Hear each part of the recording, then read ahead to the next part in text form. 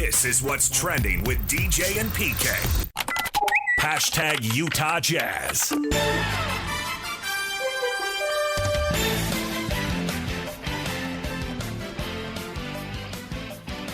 It's over. 82 games in the books. The Jazz get loss number 60. They get beat by the Lakers 131-107.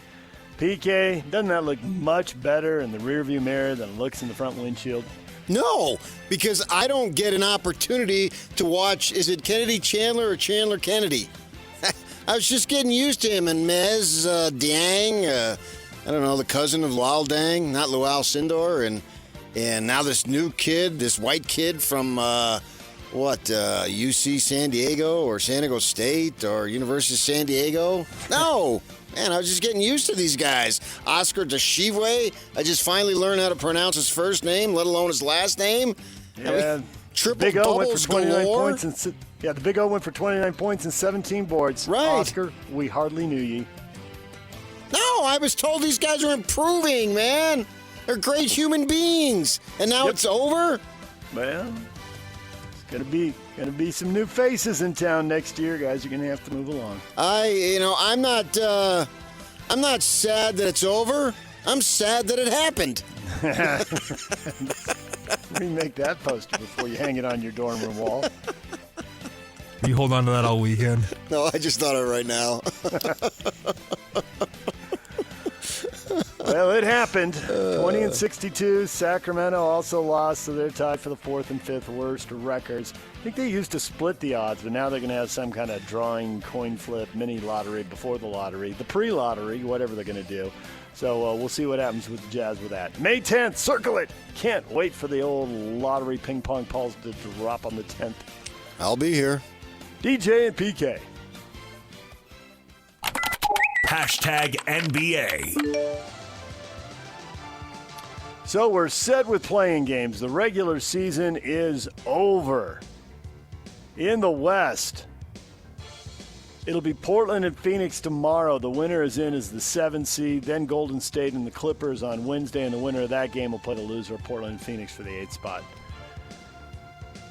Miami, Charlotte, Orlando, Philadelphia, the matchups over in the East. And Doc Rivers can go back and do TV again because the Bucks don't want him anymore as their head coach. Apparently, he still could remain in the staff in some capacity because he's got a year left on his deal. But he's all done. Milwaukee went 97 and 103 in his 2+ almost, but not quite 3 seasons on the job. And Giannis won't really say if he's played his last game for the franchise. Is this like a 4-year soap opera now, PK? I guess it depends on when you think it was realistic they might trade him. It's at least 3. They're going to move him.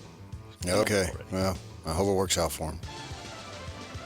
Doug Christie, after 1 year in Sacramento, will get to start next season, per reports. So the Kings slow down the old Ferris wheel there, just throwing coaches out left and right.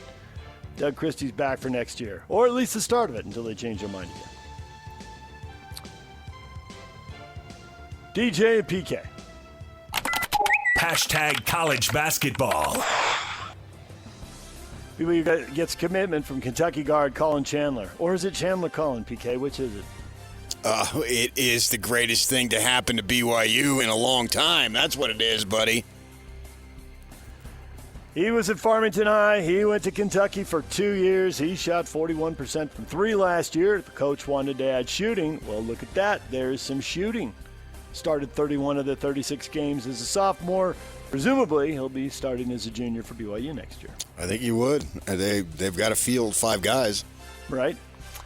And they're down to just 5 rostered players right now. BYU center Abdullah Ahmed entered the NCAA transfer portal. So check one more name off the roster. Yeah, I would think that's about it. DJ and PK. Make game day yours. Tickets, food and drinks, stats, and streaming. Everything you need is in the Utah Mammoth app. Download today and make game night easy. Download on both Android and iPhone. Just top. Hashtag NFL. Troy Aikman analyst for Monday Night Football, remaining in his advisory role with the Dolphins for the upcoming draft. He was brought on to consult the team as they hired a new general manager and a new head coach, with the thought that he would step aside, but he is staying on in an undefined advisory role. Man, if you're a quarterback in the NFL, an ex-quarterback, you're really set, aren't you? Especially if you had some level of success. Well, yeah, I mean, I wouldn't say especially. I would say if. If, yeah. Former Miami Hurricanes defensive end Reuben Bain Jr., who's expected to be taken in the first round of the NFL draft, was in an auto accident in 2024 in which a passenger later died because of injuries sustained in the crash. He was cited for careless driving for that accident. There were charges against him, and they have now all been dropped. So there's the latest on your NFL prospects before the draft. DJ and PK. Hashtag college football. Colorado coach Deion Sanders says, I'm good. When asked about his health status, as the Buffs held their spring game over the weekend. Everybody inside these doors can tell you it's different when I'm here. I'm going to take my breaks like every other coach, but I love to be here. Obviously, he wasn't there last year. He had major health problems. But this year is different. And PK, the thought better be that this spring and this summer lead to a different kind of fall because he needs a big year. He needs a much better year. Yeah, I don't think they're going to have it. Wisconsin AD Chris McIntosh is leaving school to become the Big Ten's Deputy Commissioner for Strategy. He had been with the Badgers as AD since 2021 after Barry Alvarez's retirement and worked closely with Big Ten Commissioner Tony Petitti and the league's senior staff in navigating the new college landscape. So, Wisconsin will start over in the AD's office. DJ and PK. Hashtag Major League Baseball. Major League Baseball, we got a few teams that are red hot. We got a few teams that are ice cold right now, PK. Now, some of that can just be the series. The Padres won 5 in a row, but they swept the Rockies, who'd gotten off to a nice start, but now the Rockies with 4 straight losses have dropped to 6-10. Does that feel real to you, or is that a little bit of fool's gold? What's the difference? I mean, they all count the same, don't they? Oh, I want the Padres to be good, and I'm biased.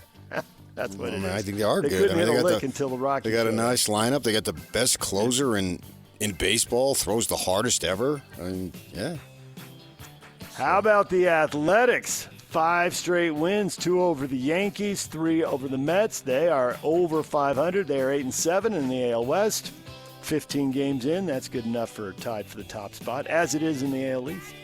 Well, I think that was what they were expected to be, better than 8-7. I think they have a shot to be around 500, and then we'll see. I mean, Vegas could be the team of the future. Get them at exactly the right time after a long rebuild. Wait a minute, that sounds like the Mammoth in Arizona. Let them do the ugly heavy lifting, and then just as they start to get good, move them here. Everybody in the AL off to a middling to poor start right now. Nobody over more than a couple games over 500 right now as they slog through the start. You got the standings up again? Untracked.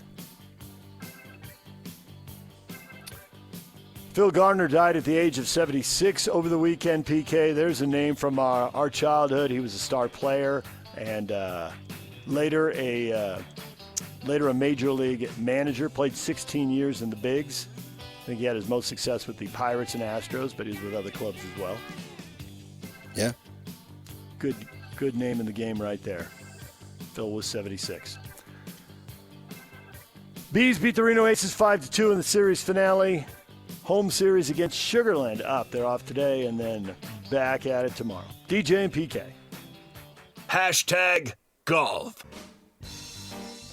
Rory McIlroy, 4th golfer to win back-to-back green jackets. He beats out Scotty Scheffler by 1 shot and a big group of golfers, 2 off the pace. He bogeyed 18. There are a couple of wild stretches there down in the final few holes, but he negotiates it all. Back-to-back champ, joining Jack Nicklaus, Nick Faldo, and Tiger Woods. What a great group. He has etched his name in history with 6 majors, PK, and the career slam, and now he just keeps adding to the resume. That was entertaining down the stretch. Oh, it was entertaining all week.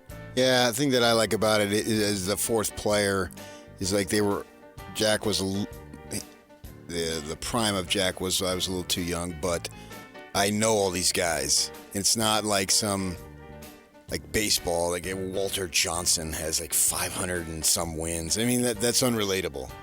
Yeah. These guys that I've seen them, they're not unrelatable. And to do it, and it's such a grind, the ups and downs, a 6-shot lead, halfway in, gets down, then he goes away, then he gets down as a double early, and then once he got retied for the lead, it's like his mojo was rising, and it was okay. He looks like he's back, even though it wasn't a big lead, he's still the favorite, and he got it up to 3 there. Scheffler battling. I wanted Scheffler and Rory. We got a little bit. It wasn't like it was the back 9, all 9 holes.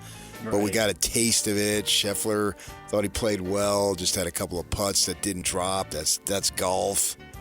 Other guys had opportunities, and there you go, man. You play 72 holes, and simply one stroke decides it. It's amazing. If Scheffler had gotten that putt at 17 to go, maybe he could have put enough pressure on him to get him. But Scheffler, accurately, I thought, in multiple interviews, said Friday.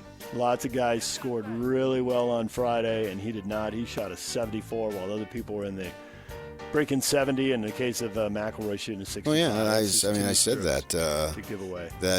Oftentimes the tournament, the second 2 rounds, round 2 and 3, can go a long way to deciding what's going to happen on Sunday. I mean, I'm so happy for Erica and Poppy. I mean, Remy and Bennett, Remy doesn't even realize it, right? He's just eating and crapping right now and sleeping, right? But in time, he'll learn to deal with this setback. And Poppy, she didn't have to worry about getting a sugar poppy because she's going to have enough money the rest of her life. Like, what to do that sugar poppy? Sugar daddy, sugar poppy? Not bad. I wasn't talking to you. I was talking to Yock. Oh, my bad. I'm sorry. More with PK and Yock now.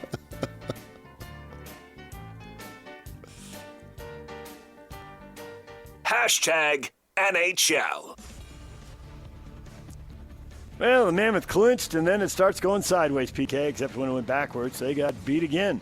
Calgary got them 4-1. Carolina got them Saturday 4-1. So their lead over the Kings is 3 points now in the race. They clinched the playoff berth, but in the race to be the first wild card and get a potentially winnable first-round series instead of playing the overall top seed in the playoffs, Colorado. So 3 up with 2 to go, and the Kings have 3 left. The Kings will play 3 times in 4 days, and we'll see how many of those 6 points they can pick up. If the Mammoth win, it doesn't really matter what the Kings do, but if the Mammoth lose, they need the Kings to drop some points too.